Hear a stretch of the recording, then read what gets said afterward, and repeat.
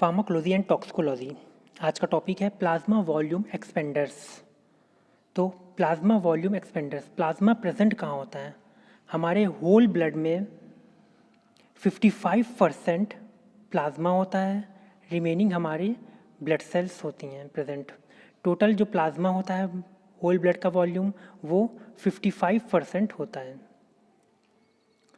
तो plasma volume expander यानी कि ऐसे एजेंट्स जो कि हमारे इस प्लाज्मा वॉल्यूम को बढ़ा दें, एक्सपेंड कर दें, उन्हें हम प्लाज्मा वॉल्यूम एक्सपेंडर्स कहेंगे। These are high molecular weight substances. जो प्लाज्मा वॉल्यूम एक्सपेंडर्स होते हैं वो हाई मॉलिक्यूल्स वेट के सब्सटेंस होते हैं।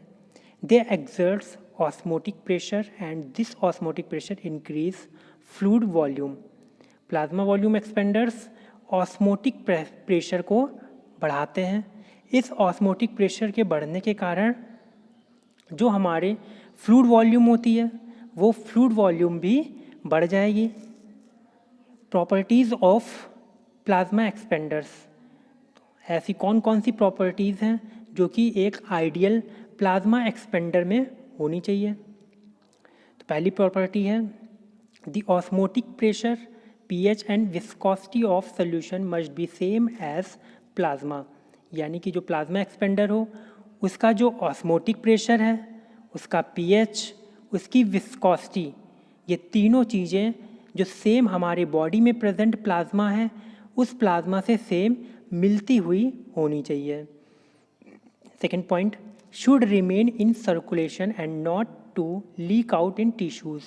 साथ ही साथ ये हमारे ब्लड वेसल्स में देने के बाद ये हमारे उसी सर्कुलेशन में रिमेन रहना चाहिए, कि ऐसा नहीं होना चाहिए कि ये हमारे इस ब्लड सर्कुलेशन से लीक होकर टिश्यू में पहुंच जाए।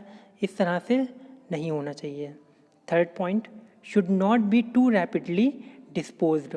और साथ ही साथ ये जो आइडियल प्लाज्मा एक्सपेंडर होगा वो रैपिडली डिस्पोज यानी कि बहुत जल्दी डिस्पोज ना हो, ऐसा एजेंट होना चाहिए।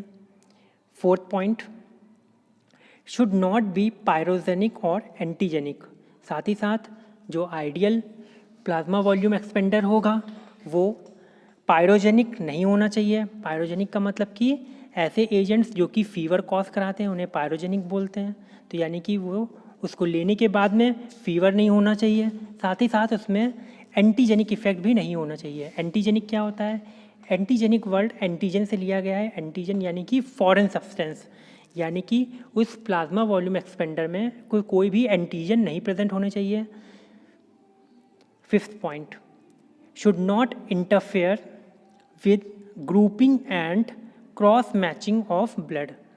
साथ ही साथ जो हमारे ब्लड ग्रुप हैं और उनके साथ कुछ भी इंटरफेरेंस नहीं होने चाहिए और हमारे ब्लड के साथ वो ईजिली मैच हो जाएं। इस तरह के आइडियल प्लाज्मा वॉल्यूम एक्सपेंडर होने चाहिए।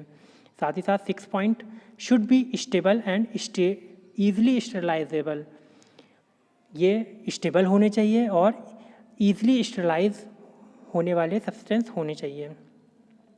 यूजेस, प्लाज्मा वॉल्यूम एक्सपेंडर्स का यूज़ कहाँ कहाँ कर सकते हैं हम? तो they are used when plasma has been lost or has moved extravascular compartment। तो ऐसा केस जब हमारे ब्लड में जो प्लाज्मा की वॉल्यूम, जैसे मैंने बताया आपको स्टार्टिंग में 55% होती है, तो अगर हमारे ब्लड में प्रेजेंट प्लाज्मा किसी कारण से लॉस्ट हो गया हो या मूव हो गया हो हमारे एक्स्ट्रावेस्कुलर कंपार्टमेंट में, यानी कि हमारे वेस्कुलर कंपार्टमेंट यानी कि हमारे जो ब्लड वेसल्स हैं उन ब्लड वेसल्स के बाहर ये प्लाज्मा मूव हो गया हो ऐसी कंडीशन में, या फिर प्लाज्मा लॉस्ट हो गया हो, इस कंडीशन में हम ये प्लाज्मा वॉल्यूम एक्सपेंडर यूज़ करेंगे। तो ये केसेस कौन कौन से हैं जिनमें इस टाइप का होता है कि हमारी जो प्लाज्मा है वो एक्स्ट्रावेस्कुलर कंपार्टमेंट में मूव हो जाती है या फिर प्लाज्मा लॉस्ट हो जाता है? तो केसेस हैं, फर्स्ट है एग्जांपल इसका बर्न्स के केस में, यानी कि जले हुए केस में ये ऐसा देखा गया है। तो इनमें हमको इन प्लाज्मा वॉल्यूम एक्सपेंडर्स की ज़रूरत पड़ती है। हाइपोवेल्मिक एंड एंडोटॉक्सिक शॉक, हाइपोवैलेमिक और एंडोटॉक्सिक शॉक में भी यूज़ करते हैं।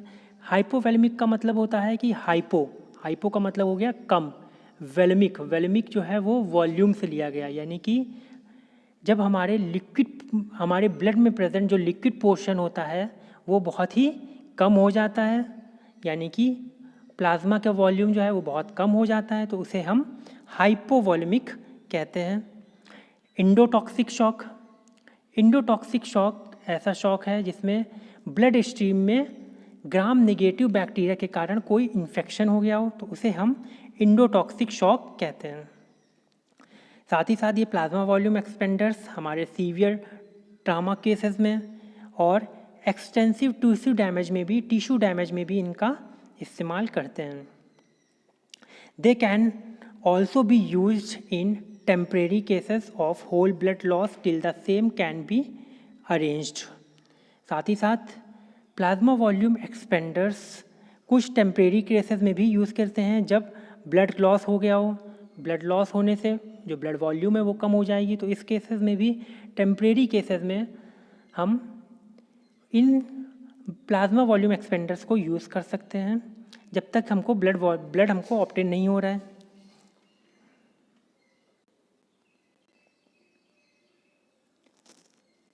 सब्सटेंसेस एम्प्लॉयड आर, तो ऐसे कौन कौन से सब्सटेंस हैं जो कि हम प्लाज्मा वॉल्यूम एक्सपेंडर यूज़ करते हैं। उसमें पहला है ह्यूमन एल्ब्यूमिन यूज़ करते हैं। सेकंड है डेक्स्ट्रॉन। थर्ड है हाइड्रोक्सी एथाइल स्टार्च, इसको हम हीटा स्टार्च भी बोलते हैं। फोर्थ है डिग्रेडेड जिलेटिन पॉलीमर, इसको हम पॉलीजेलिन भी बोलते हैं। फिफ्थ है पॉलीविनाइल पायरोलिडोन PVP। ये सब एजेंट्स हम as a plasma volume expander use करते हैं। Thank you.